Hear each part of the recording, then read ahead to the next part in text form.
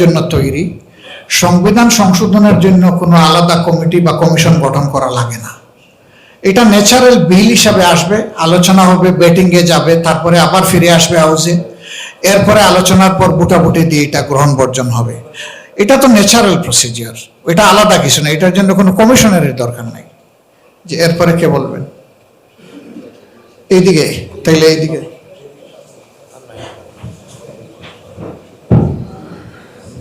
মাননীয় বিরোধী দলের নেতা এহসানুল হক জসিম ডেইলি সানে কাজ করে। আপনার যে ফিসক্যাল ইয়ারের ব্যাপারে যেটা বলছেন জানুয়ারি টু ডিসেম্বর, এই ব্যাপারে আপনারা সংসদে কোনো বেসরকারি বিল আনার প্ল্যান আছে কিনা? অন্যদিকে আপনার বাজেট বক্তৃতায় বলেছিলেন যে 3 মাস অন্তর অন্তর ইভালুয়েশন রিপোর্টের ব্যাপারে, এটা নিয়ে আপনাদের পরবর্তী পদক্ষেপ বা প্ল্যান পরিকল্পনা। ধন্যবাদ। দুইটা প্রশ্ন আপনি করেছেন। একটা হলো ফিসক্যাল ইয়ার নিয়ে আমরা কোনো বিল বা নোটিশ মুভ করবো কিনা। আমরা করবো ইনশাল্লাহ। আমরা মনে করি দেশের স্বার্থে এটা হওয়া উচিত, এমনকি সরকারি দলের অনেকেও কিন্তু এটা চান।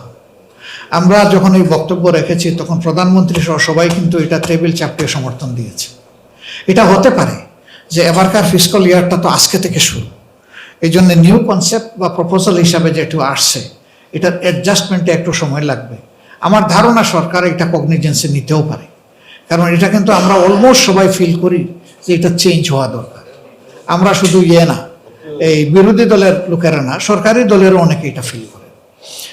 আর শেষ যেটা বলেছেন ইভালুয়েশনের প্রশ্ন, এটা একটা সিস্টেম আছে যে সম্পূরক বাজেট, যখন বাজেট এক্সিড করে যায় কোনো এক্সপেন্সেস, তখন এটা সংসদে এনে সম্পূরক বাজেট হিসেবে এটা পাশ করাতে হয়। আমরা কখন করি আমরা জুন মাসের মাঝামাঝি এসে, তো সব টাকা খরচ হয়ে গেছে। এখন হা বললেও যান, না বললেও তা। এটার দ্বারা কোনো বেনিফিট জাতির হয় না।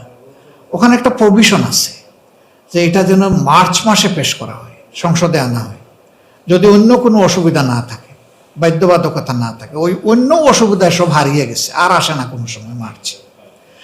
অ্যাপ্রোপ্রিয়েশন বলে একটা কথা আছে, যথার্থতা যাচাই যে খরচগুলা হয়। আপনারা আশ্চর্য হবেন, গত 7 বছর হয়ে গেছে কোনো অ্যাপ্রোপ্রিয়েশন যাচাই হয় নাই। আমরা চাচ্ছি এগুলাকে রেগুলার ফরম্যাটে আনার, যাতে অ্যাকাউন্টেবিলিটি এস্টাবলিশড হয় জাতির সামনে, এবং সংসদে আসলে জাতিও জানবে, সংশ্লিষ্ট ব্যক্তিরাও সতর্ক হবে। যে আপনি বলতে চেয়েছেন।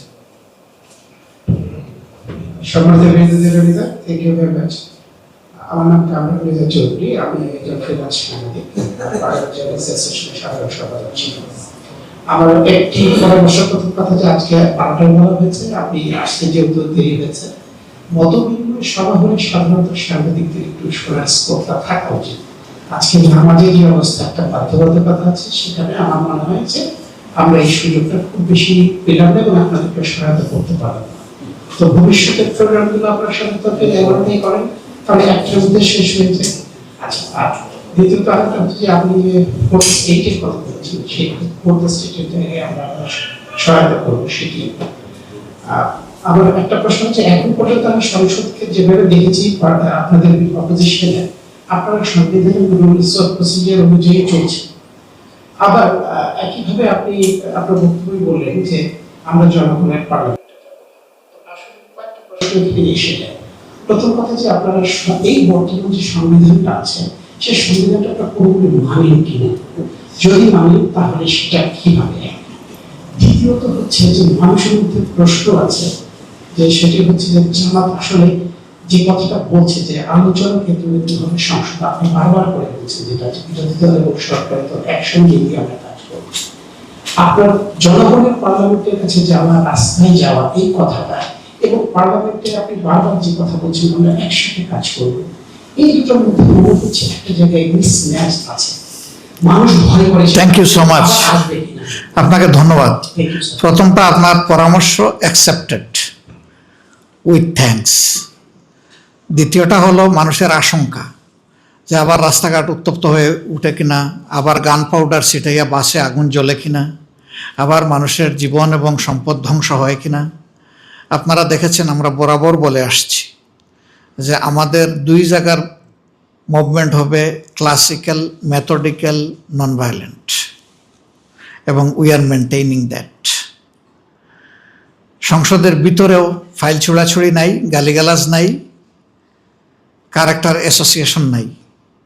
সংসদের বাইরেও এ পর্যন্ত যে কয়টা কর্মসূচি আমরা পালন করেছি, কোনো জায়গায় কোনো বিশৃঙ্খলা নাই।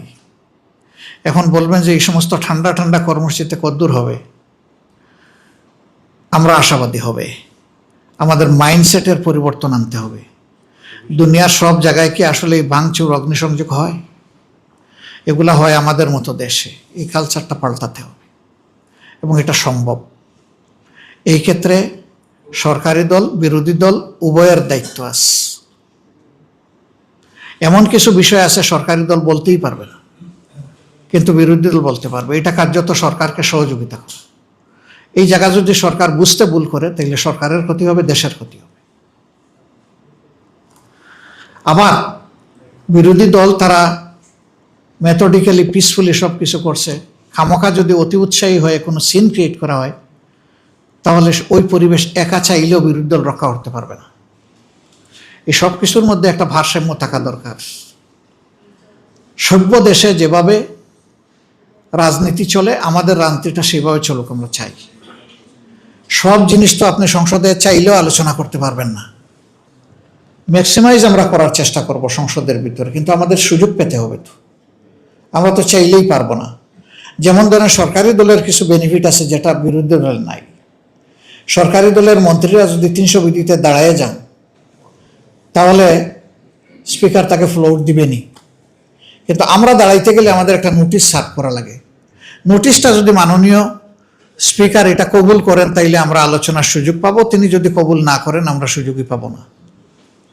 এরকম বেশ কিছু বেনিফিট সরকারি দলের থাকে সংসদের ভিতরে এক্সারসাইজ করার, যেটা বিরোধী দলের থাকে না।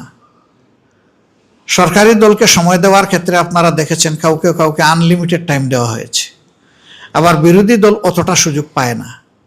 বিরোধী দলের একজনকেই একটু সুযোগ দেওয়া হয়, বিরোধী দলীয় নেতা। উনি দাঁড়াইলে ফ্লোরটা পান, আর কথা বলতে গেলে একটু সময় পান। বাকি সকলের সময় খুব নিয়ন্ত্রিত। কিন্তু সরকার পক্ষে অনেকেই সেটা পান, সুযোগ পান। তো আমরা আশা করব যে আগামীতে এই বৈষম্যগুলো দূর হবে এবং প্রপোর্শনেট রিপ্রেজেন্টেশন হবে, ইনসাফ ভিত্তিক। তো এখানেও আপনাদের সহযোগিতা লাগবে। এই যে ধরলেন না শক্ত করে, যে লেখছেন এখানে মত বিনিময়, বলে গেলেন ওয়ান ওয়ে টানেল, শুধু ওয়াজ নসিহত করলেন, আমরা শুনলাম, আমাদের মনের কথাগুলো তো তুলে ধরতে পারলাম না। এইরকমই লাগবে আমাদেরকে ধরবেন, সুন্দর করে ধরবেন ইনশাল্লাহ। আমরা শেষ করতে পারি এখন নামাজ।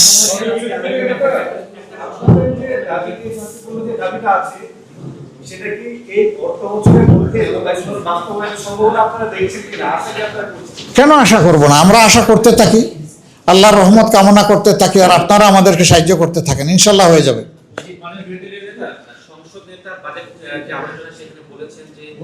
এই সরকার তিস্তা মহাপরিকল্পনা বাস্তবায়ন করবে, তো এটি নিয়ে আপনাদের অবস্থান কি? আর এটি বাস্তবায়ন করতে গেলে কোনো দেশের সাথে ভালো সম্পর্ক বা কোনো দেশের সাথে খারাপ সম্পর্ক হবে কিনা, আপনাদের অবস্থান? আমাদের অবস্থান খুবই ভালো, আপনার মতো। আমরা সবাই চাই যে তিস্তা পরিকল্পনা বাস্তবায়ন হোক। এটার দ্বারা 2.5 কোটি মানুষ ক্ষতিগ্রস্ত। ওই এলাকায় যাদের বাড়ি, তারা আমার চেয়ে ভালো বুঝবেন। আমি আমার কর্তব্যের খাতিরে 2-4 বার গিয়েছি, আমার চোখে পানি আসে তাদের অবস্থাটা দেখে। আমরা এটার পক্ষে, আমাদের অবস্থান খুবই ইতিবাচক এবং দৃঢ়। আর আমরা আমাদের জাতির স্বার্থে আমাদের প্রকল্প বাস্তবায়ন করব। আমাদের বন্ধুরা খুশি হবে ইনশাল্লাহ, কেউ বেজার হবে না। আর যদি কেউ বেজার হয়, তাইলে আমরা রাজশাহীর আম তাদের জন্য পাঠাইয়া তাদেরকে খুশি করে ফেলবো, অসুবিধা নেই। আমার প্রজেক্ট আমি বাস্তবায়ন করবো, আরেকজন কেন এখানে নাকুশ হবে? আমরা কি কারো প্রজেক্ট বাস্তবায়ন হলে আমরা নাকুশ হই? সম্প্রতি দেখলাম, সত্যমিথ্যা আল্লাহ ভালো জানেন, যে আমাদের নতুন 4টা সেনাবাহিনীতে এভিনিউ ওপেন করা হয়েছে 4 খলিফার নামে। শুনলাম যে এক দেশের লোকেরা প্রতিক্রিয়া ব্যক্ত করেছেন। তা আমাদের দেশে আমাদের ব্রিগেড বলি বা আমাদের উইং বলি, কি নাম দিব না দিব, এটা তো আমাদের ব্যাপার। তা তারা কষ্ট পান কেন? তাদের তো কষ্ট পাওয়ার কোনো কারণ নাই। আমরা আশা করব যে আমরা কেউ কারো আভ্যন্তরীণ ব্যাপারে নাক গলাবো না, হস্তক্ষেপ করব না। স্বাধীন পররাষ্ট্রনীতি সকল দেশের থাকুক, আমরা সম্মান করি, শুধু বাংলাদেশের না। আমরা আমাদের প্রতিবেশী